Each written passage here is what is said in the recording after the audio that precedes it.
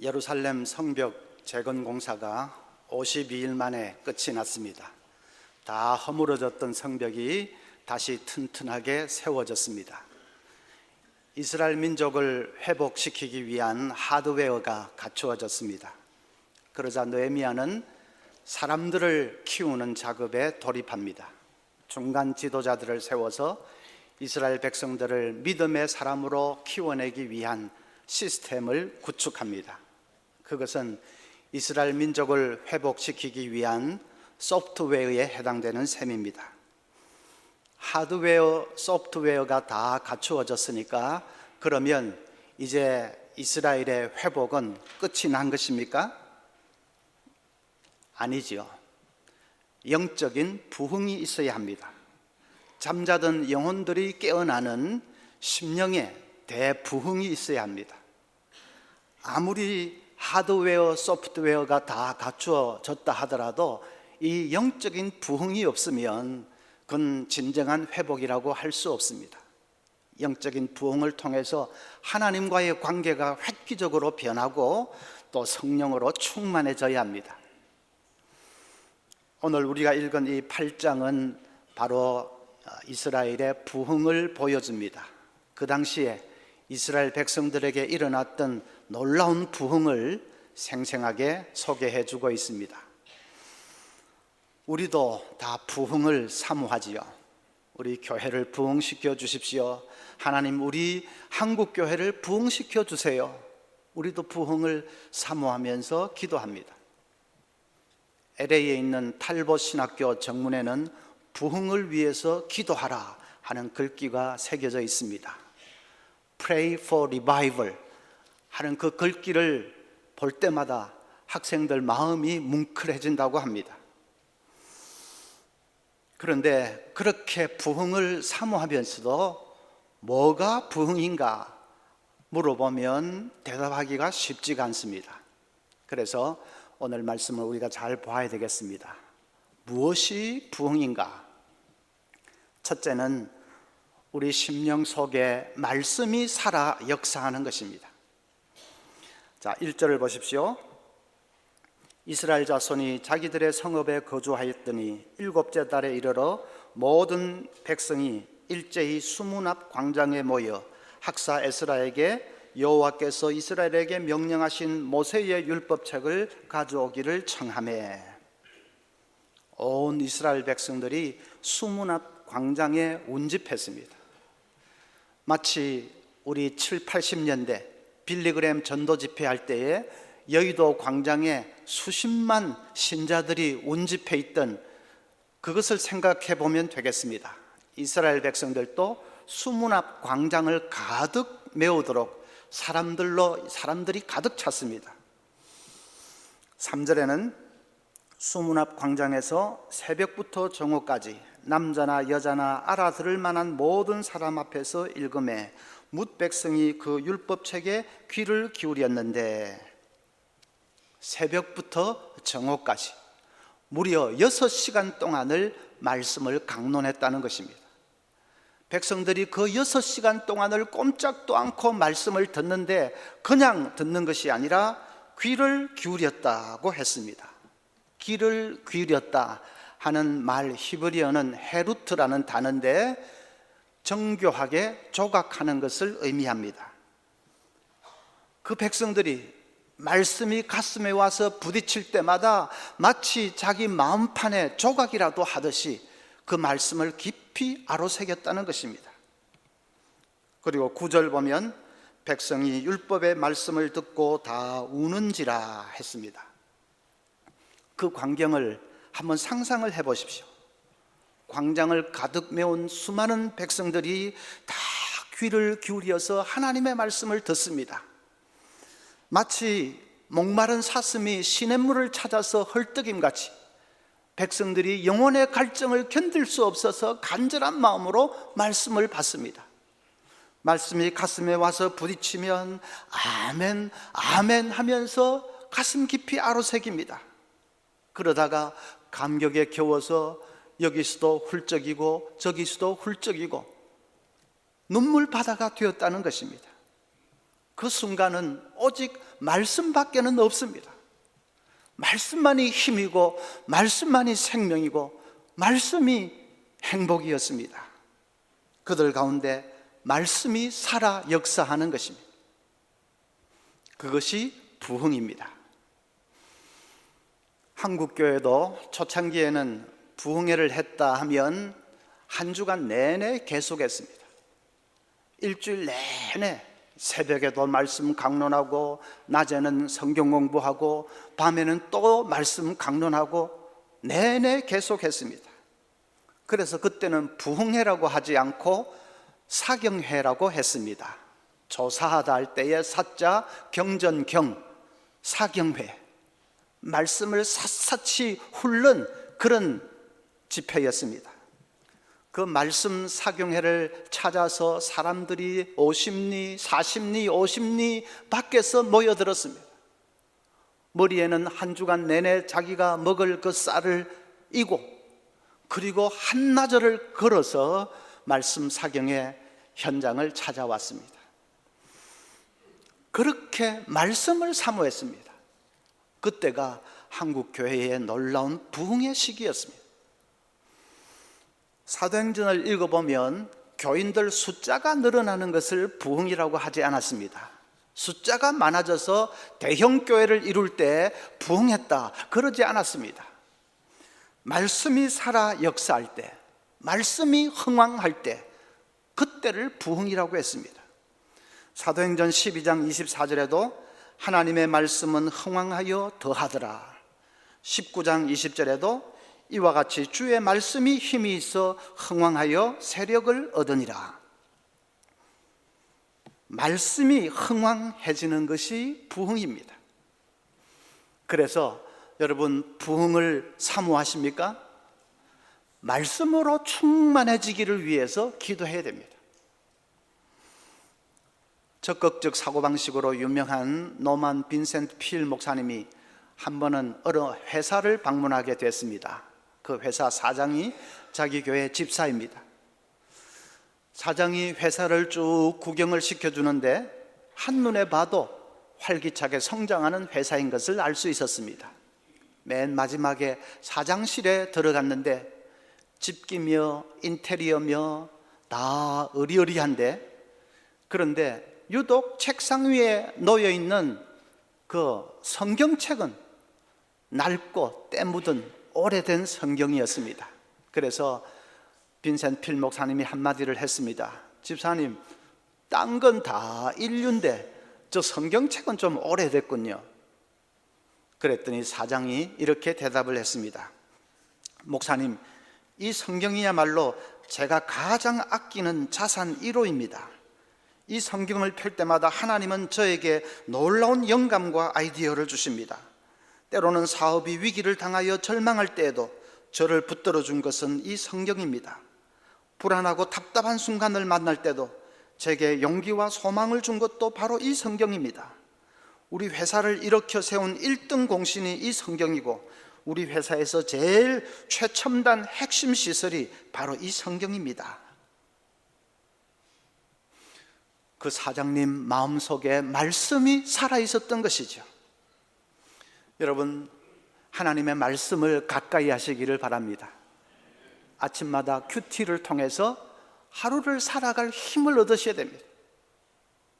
아직 큐티 훈련을 못 받아서 잘 못하시는 분은 설교 CD를 계속 들으면서 은혜를 받아도 좋습니다. 우리가 매달마다 외우는 한 구절 한 구절 외우는 그것은 꼭 빠뜨리지 말고 외우시기를 바랍니다. 그래서 말씀을 통해서 힘을 얻고 말씀을 통해서 지혜를 얻고 말씀을 통해서 영감을 얻을 수 있어야 합니다. 말씀이 내 속에 살아있고 흥황해져야 합니다. 그러면 삶이 달라집니다. 얼마나 은혜 충만한 삶이 되는지 모릅니다. 말씀이 살아 역사하기 시작하는 것, 그것이 부흥의 첫걸음이라는 것을 잊지 마셔야 합니다. 둘째로는 풍성한 순종의 열매를 맺는 것입니다. 16절부터 보면 백성이 이에 나가서 나뭇가지를 가져다가 혹은 지붕 위에 혹은 뜰 안에 혹은 하나님의 전뜰에 혹은 수문 광장에 혹은 에브라임 문 광장에 초막을 짓되 사로잡혔다가 돌아온 회중이 다 초막을 짓고 그 안에서 거하니 눈의 아들 여호수아 때로부터 그날까지 이스라엘 자손이 이같이 행한 일이 없었으므로 이에 크게 기뻐하며. 초막을 지었다 하는 것은 백성들이 초막절을 지키게 되었다는 뜻입니다. 초막절은 이스라엘의 3대 명절 중에 하나지요. 옛날 자기 조상들이 출애굽할 때에 광야에서 텐트 생활을 했던 것을 기념해서, 그래서 이제 후손들이 초막을 짓고 거기서 한 주간 동안 머무르면서 지키는 절기가 초막절입니다. 그런데 그 백성들은 그동안 초막절을 지키는 것을 까마득히 잊고 살았습니다. 초막절이 있다는 것도 몰랐습니다. 수백 년 동안을 잊어버리고 살았습니다. 하나님의 말씀을 잘 모르니까 초막절을 지켜야 된다는 것조차를 몰랐던 것입니다. 이제 말씀을 알고 나니까 초막절을 지켜야 되겠다는 각성이 생긴 것이죠. 그래서 백성들이 저마다 나뭇가지를 꺾어다가 초막을 짓고 거기서 거했다는 것입니다. 여러분, 한번 그 광경을 또 상상을 한번 해보십시오. 이스라엘 거리마다, 광장이라는 광장마다 크고 작은 초막들로 빽빽하게 들어찼습니다. 거기서 어른이든 아이들이든 온 가족이 함께 한 주간을 머물면서 기뻐서 어쩔 줄을 몰라 했다는 것입니다. 예루살렘에 큰 축제가 벌어졌습니다. 무슨 기쁨이냐? 초막절을 다시 찾은 기쁨이지요. 하나님의 말씀을 순종하게 된 그런 기쁨입니다. 부흥이 일어나면 순종해야 되겠다는 그런 열망이 타오르기 시작합니다. 이날까지 내 마음대로 살았던 그 삶은 다 내려놓고 이제 말씀으로 한번 돌아가자, 그래서 말씀대로 제대로 한번 살아드리자 하는 순종의 열망이 타오르기 시작합니다. 교회사를 보면 1907년에 우리 한국교회에 대부흥이 일어났습니다. 그 소문을 듣고 만주 봉천에 살던 중국인 장로 두 사람이 한국교회 부흥의 현장을 한번 보려고 평양을 찾아왔습니다. 말이 잘 통하지 않으니까 평양에 살고 있는 중국인 상인들을 찾아가서 물었습니다. 조선의 기독교인들이 어떤지를 물었습니다. 상인이 좋은 사람들이라고 합니다. 당신은 기독교인도 아닌데 그걸 어떻게 아느냐고 그랬더니 상인이 이렇게 대답합니다. 조선 사람 중에는 외상값을 떼먹는 사람들이 많습니다. 나와 거래를 하는 조선인도 마찬가지였습니다. 그 사람도 외상을 가져가기만 했지 도통 갚으려고 하지 않았습니다. 그런데 그 사람이 어느 날 제게 오더니 외상값을 몽땅 갚았습니다.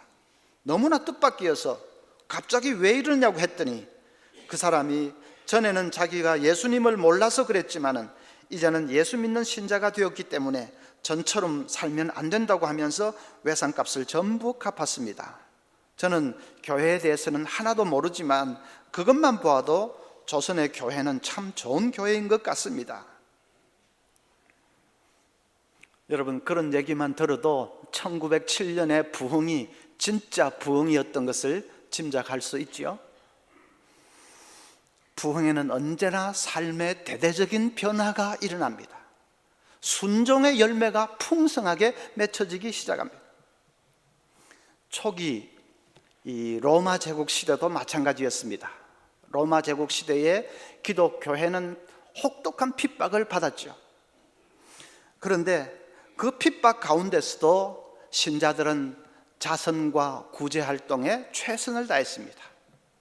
순교자 저스틴의 기록을 보면 신자들은 자기들도 가난하면서도 모일 때마다 힘껏 연보를 해서 그래서 모은 돈으로 고아나 과부 같은 불쌍한 사람들, 병자들, 옥에 갇힌 사람들, 나그네들을 힘써 돌보았습니다. 전염병이 돌면 도시를 떠나지 않고 환자들 이마에 물수건을 얹어주고 정성껏 간호해주고 그리고 굶고 있는 아이들을 돌보아 주었습니다. 그것은 로마 시민들에게는 충격이었습니다. 그 당시에 패스트, 흑사병, 그런 무서운 전염병이 돌면 거리마다 시체가 나뒹굴고 있습니다. 그러면 관리들도 다 도망가 버리고 온 도시가 그냥 무법천지 죽음의 도시로 바뀝니다. 그런데 기독 신자들은 도망가지도 않고 시체를 수습하고 장례를 치러주고 그리고 도시를 깨끗하게 청소했습니다. 어떻게 저럴 수가 있는지 로마 시민들에게는 충격과 감동 그 자체였습니다. 그래서 혹독한 핍박 속에서도 교회를 찾는 사람들이 하나씩 둘씩 계속 늘어갔고 마침내 AD 313년에 기독교가 로마의 국교로 공인되게 되었습니다. 그 당시 신자들은 어떻게 해서 그렇게 헌신적인 삶을 살 수 있었을까? 그들 속에 부흥의 불길이 타올랐던 것입니다. 말씀대로 살고 싶은 그런 간절한 열망이 타올랐던 것입니다. 흑사병, 그 걸리면 그냥 픽픽 쓰러져 나가는데 신자들이라고 무섭지 않겠습니까? 그런데도 그들 속에 있는 이 부흥의 불길이 워낙 강렬했습니다. 예수님처럼 살고 싶은 그런 욕망이 워낙 강렬하게 타오르고 있었습니다. 그래서 그 부흥이 마침내 온 로마를 변화시켜 기독교 국가가 되게 하는 기적을 이루어내었습니다.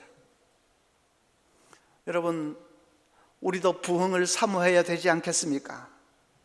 한국 교회에 부흥의 불길이 타오르기만 하면 우리는 이 땅을 얼마든지 변화시킬 수 있습니다. 성도들이 다 말씀 충만해서 그래서 사회의 구석구석에 들어가서 섬기고 봉사하는 삶을 살 수만 있다면 이 썩고 병들은 땅을 치유할 수 있습니다. 우리가 숫자가 적습니까? 바닷물 속의 염분은 겨우 3.5%에 불과합니다. 3.5%밖에 안 되는 소금이 전체 바다를 그렇게 짜게 만듭니다. 이 땅의 기독교 신자는 약 18%이지 않습니까? 바닷속 소금의 6배입니다. 숫자가 적은 것이 아니라 숫자가 너무 많아서 탈일 정도입니다. 우리 기독 신자들이 정말 말씀대로 구석구석에 들어가서 빛으로 소금으로 살 수만 있다면 이 병든 사회를 얼마든지 변화시킬 수 있습니다. 젊은이들이 헬조선이라고 하지 않습니까? 그런 말을 들을 때마다 천국 백성이라고 자부하는 우리들은 큰 책임감을 동감해야 됩니다. 우리가 제대로 섬기는 삶을 살 수만 있다면 헬조선이 아니라 헤븐조선이 될 것입니다. 지옥이 아니라 천국이 될 것입니다. 그래서 부흥을 사모해야 됩니다. 하나님 이 한국교회에 부흥을 주시옵소서. 우리 사모해야 됩니다. 한 가지 더 부흥의 특징은 기쁨으로 충만한 삶을 사는 것입니다. 12절 보면 모든 백성이 곧 가서 먹고 마시며 나누어 주고 크게 즐거워하니 이는 그들이 그 읽어 들려준 말을 밝히 알미라. 크게 즐거워했다. 유대 백성들에게, 이스라엘 백성들에게 말할 수 없는 기쁨이 임했습니다. 부흥의 특징이 기쁨입니다. 물론 그 기쁨은 이 세상에서 잘 먹고 잘 살 때 누리는 기쁨하고는 질이 다릅니다. 하나님으로 말미암는 기쁨이죠. 하나님의 그 베풀어 주신 구원을 바라볼 때, 우리와 함께 해주시는 하나님, 인도해 주시는 하나님 바라볼 때에 누리는 기쁨입니다. 연대 김형석 교수를 기억하시는지요? 7, 80년대에 인생론 강의로 많은 젊은이들을 매료시켰던 철학 교수지요. 그분이 올해 96세입니다. 그 노 교수가 최근에 어느 기자와 인터뷰를 했는데 기자가 교수님도 기독교인이십니까? 물으니까 김형석 교수가 파스칼의 말로 답을 했습니다. 파스칼이 이렇게 말했답니다. 인생은 비참해질 수 있다. 스스로의 힘으로 구원할 수 없을 정도까지. 인간은 환희를 누릴 수 있다. 스스로의 힘으로는 도달할 수 없을 정도까지. 그런 비참과 환희를 다 줄 수 있는 존재가 있다면 의지해야 한다. 그래서 김영석 교수 자기도 하나님을 의지한다는 말이죠. 여러분, 하나님은 비참할 대로 비참한 인생에게 환희를 주시는 분이십니다. 기쁨을 주시는 분이십니다. 스스로의 힘으로는 도달할 수도 없는 그런 최상의 기쁨을 주시는 분이십니다. 소설가 공지영 씨는 오래 방황하다가 예수님을 만났는데, 그가 예수 믿고 나서 어느 자리에서 이렇게 고백을 했습니다. 정말 난생 처음으로 기쁨이 무엇인지 알게 되었어요. 그동안 즐거운 일도 많았고 좋은 일도 많았지만 진짜 기쁨이 무엇인지는 몰랐던 것 같아요. 예수 믿고 나니까 정말 너무 기뻐서 아무한테나 웃어주고 싶고 실제로 그러고 다녔어요. 아마 이상한 여자처럼 보였을 거예요. 아, 이제 내가 세상에서 제일 든든한 백을 얻었구나 하는 든든함도 생겼지요. 여러분도 예수 처음 믿었을 때는 다 그런 기쁨이 있으셨을 줄 압니다. 아무한테나 그냥 이죽이죽 웃고 다니셨을 줄 압니다. 그런데 이제 세월이 많이 지나서 좀 희미해졌습니까? 희미해지면 안 됩니다. 우리가 누리고 있는 이 구원의 복이, 천국의 복이 어떤 건데 그게 세월이 간다고 희미해지고 그러면 안 됩니다. 기쁨이 사라지면 그때부터는 세상이 좋아 보이기 시작합니다. 기쁨이 사라지면 그때부터는 우리 마음이 세상으로 기울기 시작합니다. 우리 마음은 절대로 빈 공간으로 남아있지 않습니다. 뭐든지 여기 들어와서 채워지게 되어 있는데, 기쁨이 사라지면 그러면 세상이 흐물흐물 스며들어오기 시작합니다. 그래서 부흥이 필요한 것입니다. 우리 심령에 부흥이 일어나면 희미해졌던 기쁨이 다시 샘이 터진 듯이 용솟음치기 시작합니다. 그러면 세상 유혹을 이길 수 있습니다. 죄도 이길 수 있습니다. 어떤 고난과 시련도 얼마든지 이길 수 있습니다. 그래서 느헤미야 8장 10절 중간에 보면 아주 중요한 말씀이 나옵니다. 이날은 우리 주의 성일이니 근심하지 말라. 여호와로 인하여 기뻐하는 것이 너희의 힘이니라. 하나님 때문에 기뻐하는 것이 너희의 힘이다. 기쁨이 힘이고 기쁨이 능력이다. 여러분, 그것은 의학자들도 똑같은 말을 합니다. 의학자들 하는 말이, 사람이 한번 활짝 웃으면 뇌에 산소가 활발하게 공급이 되어서 그래서 스트레스 호르몬은 감소된다고 합니다. 또 활짝 웃으면 심장 박동이 빨라져서 그래서 혈액 순환이 좋아진다고 합니다. 1분만 크게 웃으면 10분 에어로빅 하는 것과 같다고 합니다. 또 웃으면 면역을 담당하는 NK세포와 감마 인터페론이 증가해서 면역력도 높아진다고 합니다. 중요한 것은 억지로 웃어도 효과는 똑같다고 합니다.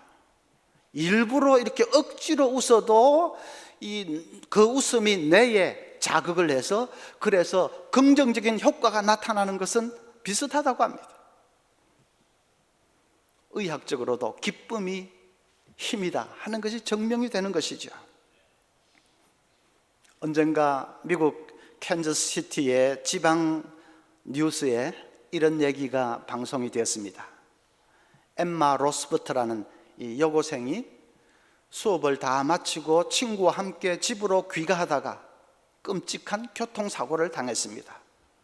도망자를 추격하던 경찰차가 신호 대기하고 있던 이 엠마의 차를 전속력으로 달리다가 들이받아 버린 것입니다.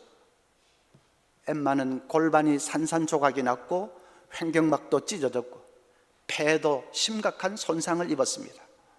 의사들은 그 아이가 기적적으로 살아난다 해도 그래도 평생 걷지는 못하게 될 것이다, 그렇게 예상을 했습니다.